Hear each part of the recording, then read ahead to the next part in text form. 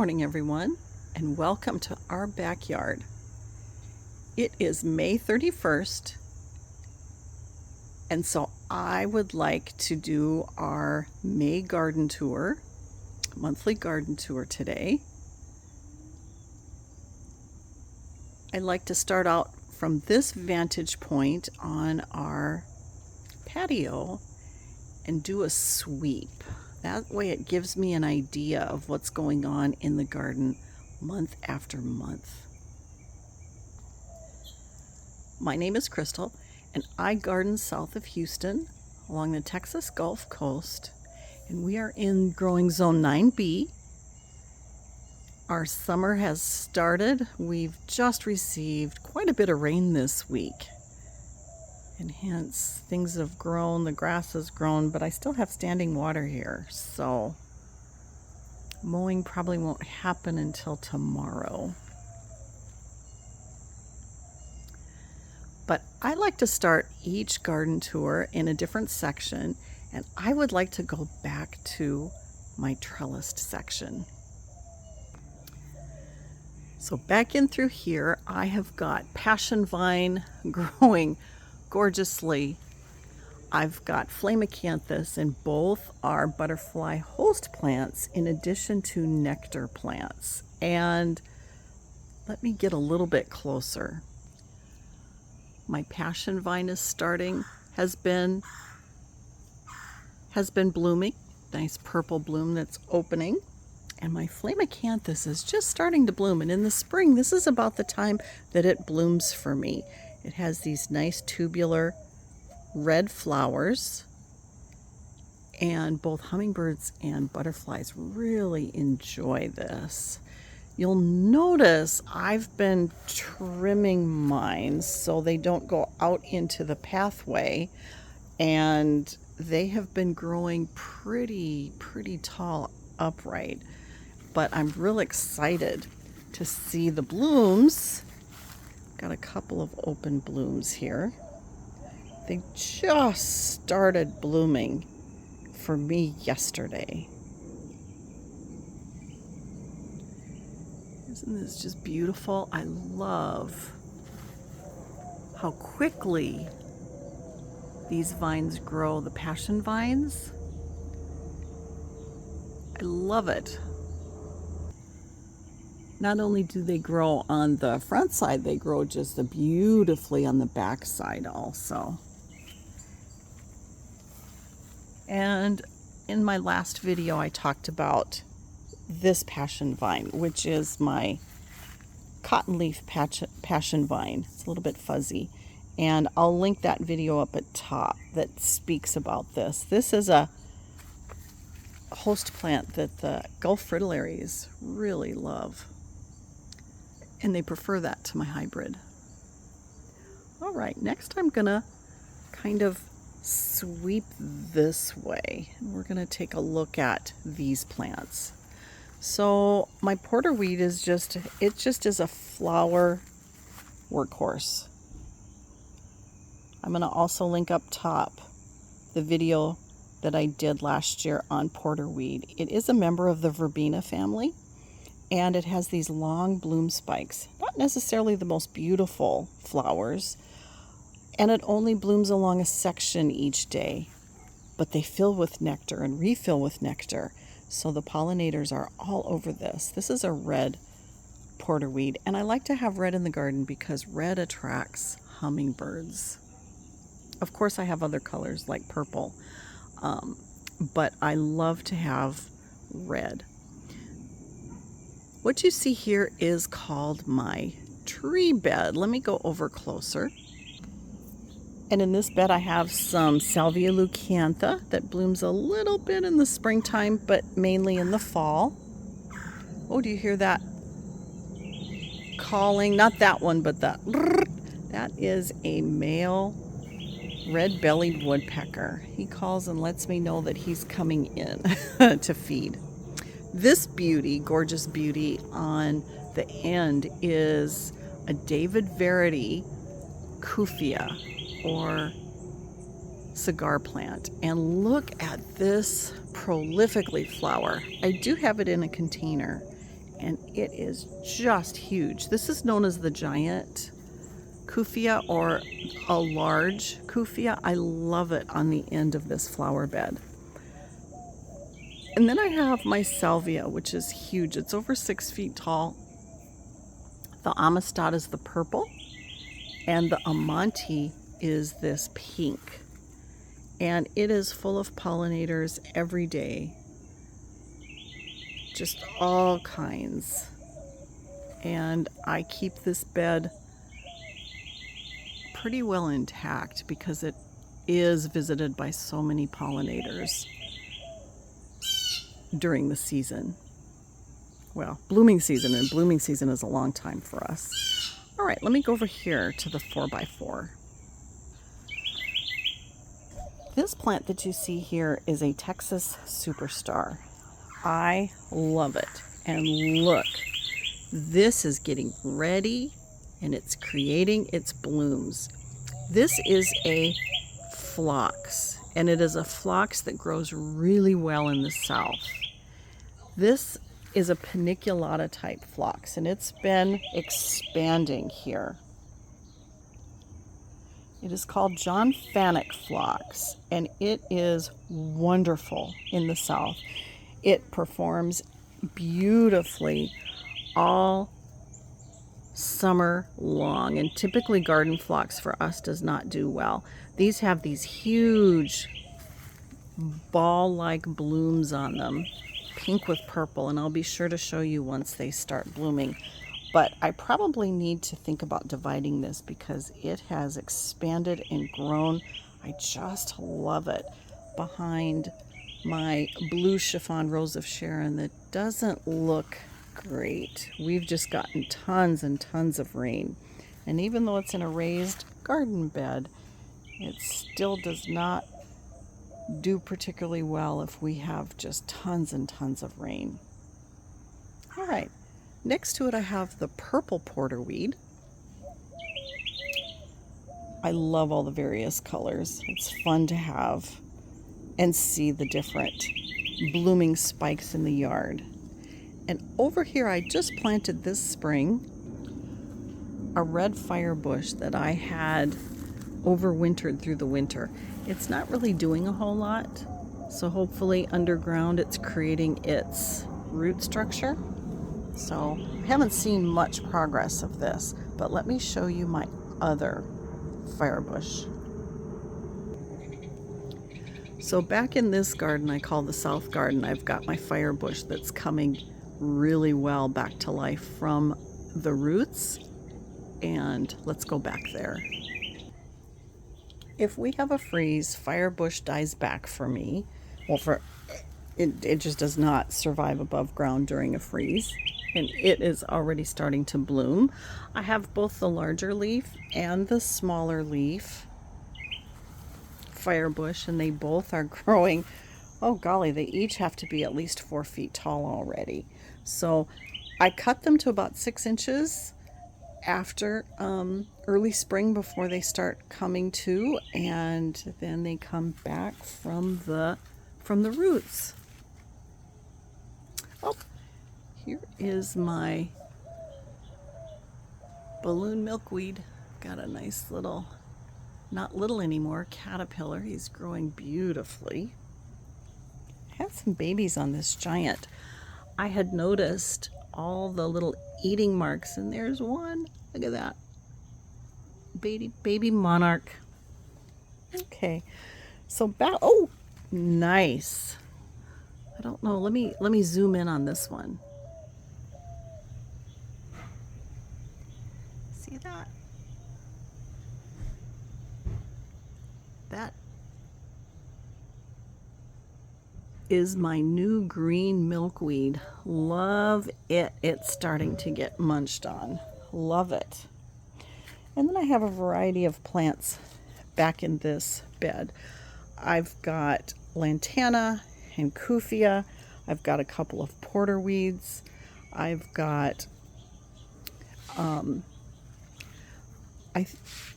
golly, what that is called? It's a pride of Barbados. It has such beautiful flowers in the summer. And then I have a porterweed over here. And this is interesting because it's a pink porterweed. And as the bloom fades, it looks like it gets a little bit more towards lavender. But I like that pinky color. And then throughout this bed I have Salvia farinaceae, another Kufia, and my very last butterfly bush. They do not like it here. You'll see it's in a container, but they do not care for wet feet.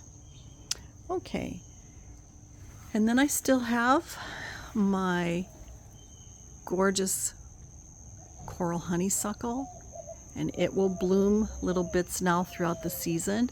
Its big claim to fame is in the springtime, in the early spring, but it still blooms for me, and it also creates berries. Let me get closer. These berries, when they ripen, are eaten by the birds, which is good. And then I have birds that come into there and shelter throughout the day.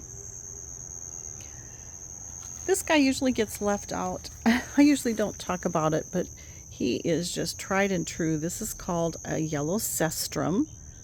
It's also a pollinator nectar plant. All right, so let me look this way.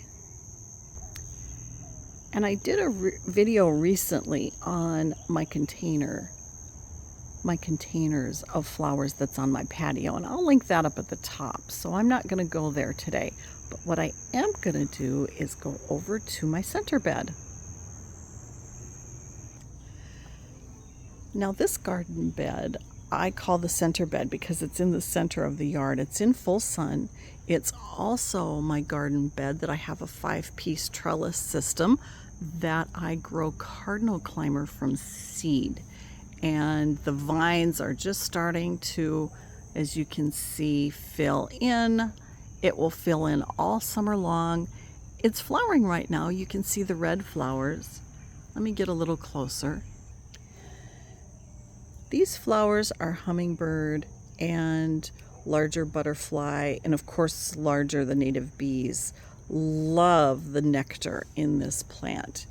It is cross between a red morning glory and a red cypress vine, and it has very airy leaves, but this will get to be like a green, just full of green.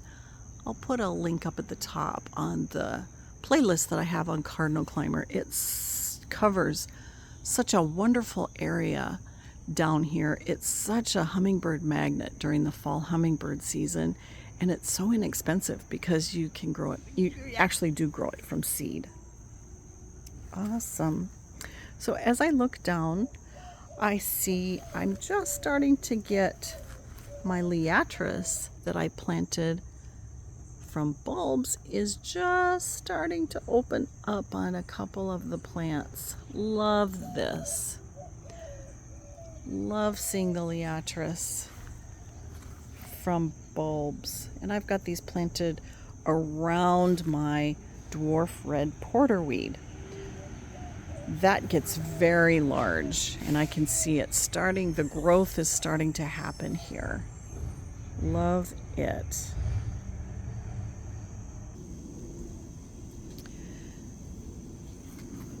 So I had to stop it for a second there because I had our neighborhood garbage truck come and pick up the garbage on our cul-de-sac here. So as I was talking about this porterweed, this is called a dwarf porterweed.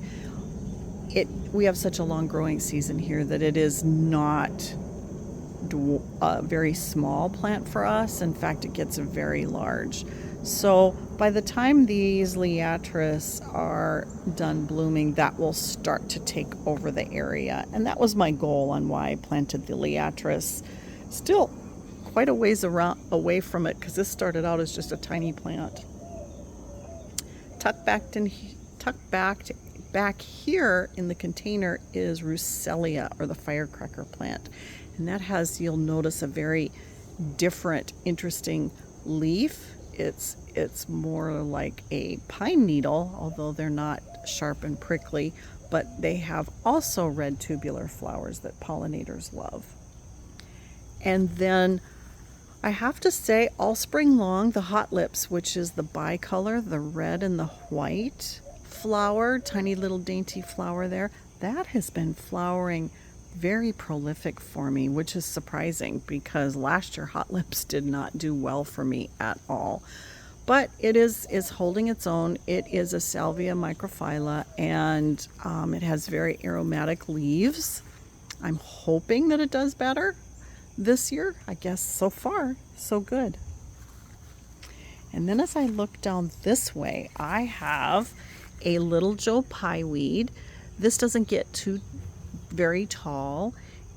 That's why I've got it in the front of the border. And this will flower in the fall. I have Rose Marvel Salvia. I have a really pretty yarrow plant here. These are all pollinator plants. And then I have a powwow white coneflower amongst this gorgeous display of Stokes aster. Stokes aster is a native North American wildflower. It grows really well in the south here. And look at that flowering. I think it is gorgeous. It did not flower like this for me last year, so I'm really happy to see what it is doing. And as I continue on, in this flower bed, I just wanted to plant lots of nectar plants, and so of favorites of all different types of butterflies. This is coneflower called Cheyenne Spirit. I love the height of this, and it has lots of different colors. I love the bloom colors. You never know necessarily what you're going to get. And then tucked in back here, I have pink, what are called the Butterfly Series pentas. I have a Truffula Pink Gomphrena, those little, let me see if I can get in a little closer. I love those. They look like little pom-poms floating above here. And then in the back I have Salvia leucantha, Mystic Spire Salvia. I've got my very favorite lantana, which is from the Bloomify series. That one is a rose. Thank you to all of you who suggested that I cut back the Gora. I had just tons of aphids on this, and so I cut this all the way back, and we'll see if I can get another flush from my pink Gora. I've got a little pink skullcap that has such dainty little flowers. And then over here in the bed, I have Kufia. All right, let me come around to the side. If you follow my channel, the last couple of years in this large pot, I had against the fence, and I had a Mexican flame vine in it. But I've lost the Mexican flame vine to our last 2 winters in the container. And so this year I decided I wanted to go back to Mandevilla, and I decided pink. And so I have pink Mandevilla, and then I've got the pink Diplodenia, which is the bush, although this does have a tiny little vine coming out of it, but it generally just bushes. That's Diplodenia. I just love that pink. This is a favorite bed of mine. It's the newest bed. Got a hanging basket of this beautiful Terrenia. Bees visit this all day long. And the reason this is one of my favorites this year is there's a lot going on because it is a nectar bed. There's a lot of color, a lot of blooms, and just a lot of activity. All right, so now I'm going to go this way. And when I look this way, I'm going to take a look at the shade bed and also what I call the north bed. So my shade garden starts out with shrimp plants. And let me get a little closer. I really like shrimp plants. They're unique in that they look like a shrimp from that color of and shape of the bract. But underneath is that really pretty white flower. That's a pollinator. Hummingbirds come in under. Shrimp plant is also the host plant to the Texas crescent butterfly. So I have shrimp plant on this end, and then I have a mix of caladiums and coleus. Both bloom. Pollinators visit both. Caladiums only bloom in the spring, and their blooms don't last very long, and they're not particularly showy. I pinch the coleus blooms off until late summer, usually end of August, beginning of September, because the pollinators love coleus blooms, and I like to do different color of coleus in through here just for the textures and the interest. It's so fun. And then in the back I have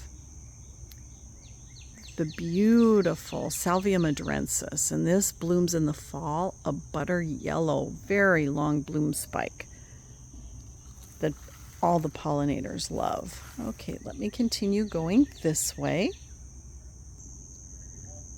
So when I look at my shade garden bed, I like to see all the pop of color. And this ground cover is white vein Dutchman's pipevine. And we've had caterpillars here now, which is wonderful. I'm going to look up, and I have, see that light green or lighter green? This is another pipevine, and I have it growing up into the tree. Look at that. It's all the way up there. I love that. This is the tallest it's grown for me. Then I have a dark velvet tradescantia and a couple of plumbago. And now I'm going to take a look over here. So this garden bed I call my north garden bed, and this one has a lot. It has both nectar and host plants in it, and you can see I've got bronze fennel, which is a host plant. I have various milkweed, which is a host plant, and then I have nectar plants of different types of salvia. So I'm going to start on this end. I have planted all different types of salvia. The Augusta Dulberg is a volunteer. Love it. But most of these I brought in as either very small bedding plants or larger 1-gallon container plants. And there's all different kinds of salvia all throughout here. And I've got pollinators on it all day. Of course, the Mystic Spires just brings in bees constantly, all the native bees. And on this end, I wanted to share, this is a giant milkweed, and this came up from this plant that died in our freeze. And a squirrel broke it off, and just dug in this pot profusely. And so I took the part that had come up and I just poked it in the ground, and look at that. It took root and is starting to come back. This is coming back from the main plant. But I was really, really happy to see that. So they must root pretty easily. I like to have porterweed throughout the garden. So on this side I also have another red porterweed. And on the end, I have a senna bush that has come back.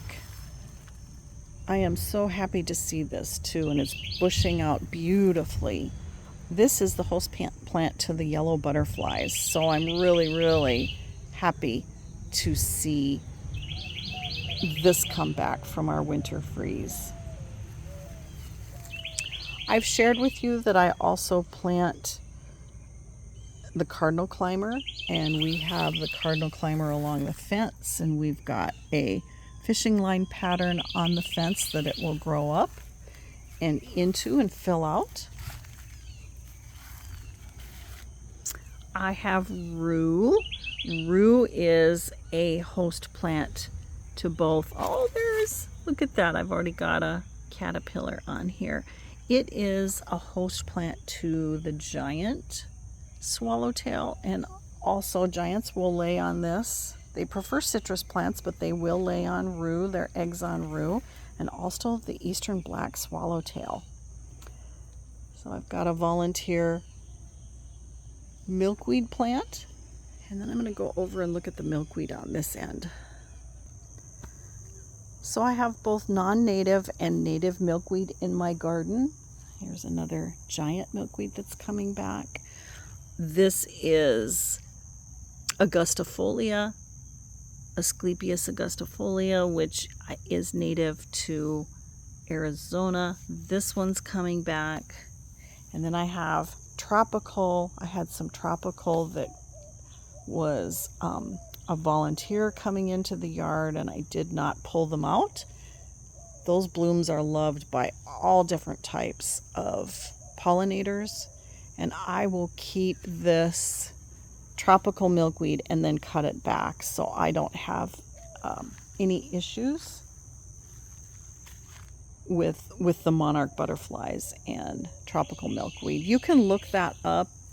There is some controversy around tropical milkweed outside, or I should say north of Mexico. That was a little bit of a longer tour. I think May is a pretty month for the gardens here. I love the lushness, all the beautiful growth that's happened through the spring. There's just so much that goes on in our gardens in the springtime before the brutal heat of the summer hits. So May is a very fun time for our pollinator gardens. Well, thank you for joining me today. I hope you all have a wonderful day, and I hope to see you again soon.